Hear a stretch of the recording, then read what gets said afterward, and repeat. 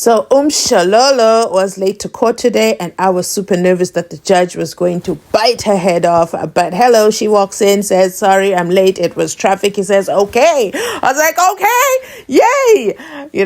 And then they get into it. And right away, Umnisi starts his cross-examination. Remember, on Friday, he had to admit that he is tired, okay? We cannot go into this photo search hunt for the guy with the gold tooth on Mnube's phone. So they adjourned on Friday. And so this is where the Brigadier Gininda is expecting to start cross-examination today. But as you know, Umnisi hits him with a surprise. So this is what happens. I will be back with the rest of my commentary. Thank you, Brigadier. We well aware that on Friday when we adjourned, we're busy with that document that was labeled ZZ. But before we proceed on it, let's just touch base on a point or two. Yes, my lord. In terms of your investigation, or let me put it this way, what was the description of the perpetrator who got into the Kumalos, who had a gun in his possession that you had to go and look for?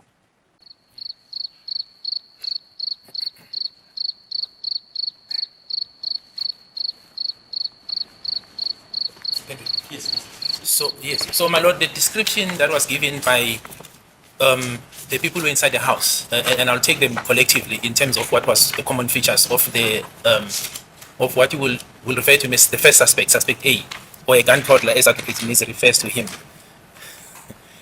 So my lord, the first suspect that had a firearm was described as shot. That you will find across all the statements of the people in the house. This is now, and I will go to Exhibit J, but I'm simply referring to the description of what the suspect was described as. That he was shot. Secondly, that he had dreadlocks. Thirdly, some of the witnesses referred to him as having a big eyes. And then others also refer to him as having a gold teeth incision on the upper part of the mouth. There is also, my lord, the description of the complexion, which you will find also in Exhibit J, which says dark brown, shiny skin. Then the length of the dreadlocks, my lord, are described, I think, by some of the witnesses as well, to say they were up to the neck. This is now the people inside the house. You also find the correlation of this description of the length of the dreadlocks, my lord, on the witnesses that were outside. In other words, outside the house. Tabi Singh, who was with her friends, also indicates that after hearing the gunshot or seeing people running away, one of the people she saw had dreadlocks up to the neck. So there's a correlation in terms of the length, my lord. There's also a description of the clothing that he was wearing, a top. What is clear on all the witnesses who was inside the house, that he was wearing a top. So the top part, insofar as the jacket, that is clear. There's a common understanding in that. There's no dispute. Then the color then kicks in, where you find differences. Either describe the said jacket as khaki, light brown, beige, leather jackets. And I'm saying this, my lord, insofar as the statements are concerned. That is the description you get. Then when you move to Exhibit J, and then that is where you will find the said jacket on the interview with Warrant Officer Steenkamp being said it has a wooden collar. That is now with regard to Warrant Officer Steenkamp. Exhibit J, yes. The intruder, furthermore, my lord, is described that he had a hat which was apparently, after the struggle with the deceased, was left at the crime scene. It is described that the first intruder with dreadlocks was having a hat. It's described as a dope, for example, by the statement of Ms. Zandi Kumalo. This is also confirmed, I think, by one of the witnesses as well from outside, my lord, one of the neighbors, Madingwane, I think is his surname, who indicates, is one of the neighbors who indicate that he saw people or suspects going into Makumalo's house. This is now prior to the incident, and indicating that one of them had a hat. He was wearing a hat. So those are the description in relation to the first intruder, my lord. My lord, in addition to that, it was also said by some of the witnesses, because it came out during the description, that the first suspect, suspect A, had a firearm. Others will refer to say he just was armed with a firearm. This is now in relation to the people, the witnesses who were inside the house. Then I think the likes of, and so if I'm referring to the statements, my lord, I will go to Exhibit J. I'm referring to the statements themselves. Then when you find the statements of Longwe, Mr. Madlala, I just lost the dead name, my lord. They then refer to a revolver, others will say revolver, 38 special, to that type of a firearm with a will. But then the other witnesses simply refers to the part that this suspect A was armed with a firearm. Although, my lord, as I said earlier, you got this assertion where people said they were not trained, they're not sure about the firearm, but it is contained in the statement where an identification of a 38 special was mentioned, particularly from the top of my hand, Mr. Longetwala. And then now when you go to Exhibit J, my lord, it seems to give an impression that there was, this is now according to Exhibit J, that the witnesses identify a gun toddler as carrying a revolver.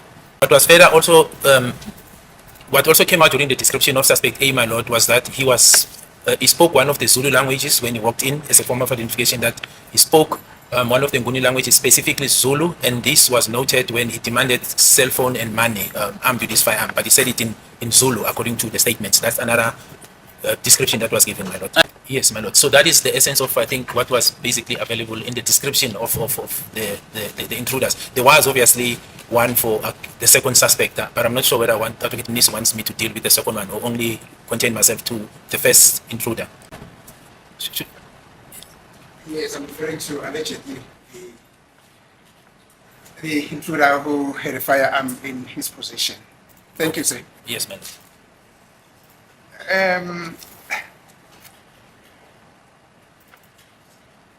We're still busy with Exhibit ZZ.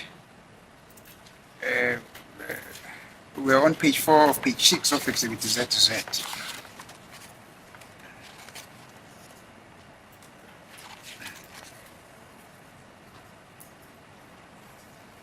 On paragraph 2, do you see that? Just remind, what is ZZ, my lord? ZZ. So I wrote it down. It's a statement that was commissioned on the 3rd of October 2020. Oh yes, I've got it, my lord. Yeah. I have it. Now you see there, when you describe the in your affidavit that photos downloaded taken of the accused by himself, in bracket selfies, match the description of the suspect with a firearm with dreadlocks, big eyes, and with a golden teeth. Do you see that? I do see that, my lord. Now, my question was, in relation to Exhibit S, would you please identify those photos which depict the description that you are mentioning in this paragraph? The dreadlocks, the big eyes, and the golden teeth. Yes. Yes, can you please do so? Yes, absolutely, my lord. I will do that. If perhaps we can go to the first photo that is contained there. However, while the state advocate or Dr. Sibanda Manod is trying to go there, what is important to place on record is that Gininda is really, really, really exhausting. Listen, it's Monday morning. We're just starting and he's already getting on my last nerves. So this is how court started. And, Mnisi took him on a little bit of a roundabout. But yes, they've returned here. Jiggy, jiggy. They are here inside Pagati. And Mnisi says, okay, so let's get back to where we stopped on Friday. Exhibit ZZ. Okay. Your statement that was commissioned on the 23rd of October 2020, just before these guys went for their first appearance over there at the Boksburg Magistrate Court. In my opinion, very, very convenient that you suddenly have a statement for these guys. But you know what? The law allows it. But let's keep going. Nisi says, you say in your statement, big eyes, dreadlocks, and a golden tooth. Can you just take me to the photos? Underline the word photos, guys. Photos means more than one, okay? Which depict the description that you are mentioning. And Gininda, of course, in true Gininda style, there is no way that he can just do what he's asked. We got to go into lecture mode. He's about to give us a thesis. Nisi, just ask for photos. We just also want to listen to you tell us about the photo where you see the gold tooth. But because you and I both know there is no photo of accused number 3 with the gold tooth, you're now going to try to drown us, aka drown my lord, with your speeches and make us forget what Mrs. question actually was. And then you want to sound so important and intelligent while talking nonsense. We just want to see the picture. Anyway, that's how he introduces the topic. And he's like, well, it's important to place on record. No, don't place nothing on record. Do that with your re-examination, which will be sure not to attend. Mnisi's question was so simple and so basic. And you know what I also love about it? Mnisi was very direct, very, non-confrontational. Yes, non-confrontational, non-combative. He just asked the question that he knows was going to be a tough one to get the answer out of. And here we go, back into his lecture. So let's get back into Gininda's lecture room and let's hear what he actually has to say, because we both know he's not showing us a photo. Here goes. Yes, absolutely, my lord. I will do that. If perhaps we can go to the first photo that is contained there. However, while the state advocate or Dr. Sibanda Malot is trying to go there, what is important to place on record is that this statement was a summary of the investigation that was done at the time. In other words, in preparation or requesting the authorization of the warrants of arrest. So one then summed up, my lord, the investigation insofar as all accused. But here we are focusing only on accused 3. So secondly, my lord, these photos, the downloads which I will deal with when I get there, they are collective. In other words, I'll indicate as I go to them step by step and indicate the points that are covered in this paragraph and why I'm saying that. So I'll make reference to say this is what the photo is saying and where do you find in relation to Exhibit J that I was referred to. But then also I will then have to refer to other supporting evidence that I had at the time when I made this statement, because I was informed by evidence that I've obtained during the course of investigation and then subsequently then composed of this statement. So I will deal with it like that, my lord. Yeah. Furthermore, my lord, what is prudent to mention also while we're still waiting for the minute is that after the investigation, when one then made the memorandum to the DPP and subsequently this application for J50s, the investigation that I conducted, that I led us to believe that suspect A, who was armed with a firearm, is accused number 3, and suspect B, who was taller and wearing a wooden woody, is accused number 2. That was the investigation. That's where the investigation took us to make that determination that the 2 intruders identified by the people who were inside the house and taking the evidence that we had at the time, it placed us that accused number 2 was the tall, skinny suspect B, who was wearing a black woody. And that, my lord, and I know I'm debating while they're preparing that, I just want to give a picture so that when we get to the photos, it is here. And that you will find, my lord, in the description, for example, of Mr. Longwe Twala, who was one of the people inside the house. He indicated that the taller suspect, before he ran out, was wearing a black woody. That correlation, my lord, you also find in the statement of Makaleni, who was outside, where he indicates and gives the description and the age estimation. I dealt with that part. He also correlates that the second suspect, suspect B, was wearing a black woody. You further find the correlation to confirm this, my lord, in the statement of Sizwe Zungu, Constable Zungu, who says at the hostel he saw accused 2 wearing a black hoodie and changing it to a different color. Poor Mnisi. He's forced to stare at the roof and wonder, how is this a possible escape we can go through? Because who really wants to listen to Gininda? Who really wants to listen to Gininda go on and on and on and give the terms and conditions? Do you know, Gininda sounds like that guy who read all the terms and conditions before signing any document. You know, those terms and conditions that are small letters. Yeah, Gininda sounds like that guy who enjoys reading that kind of stuff.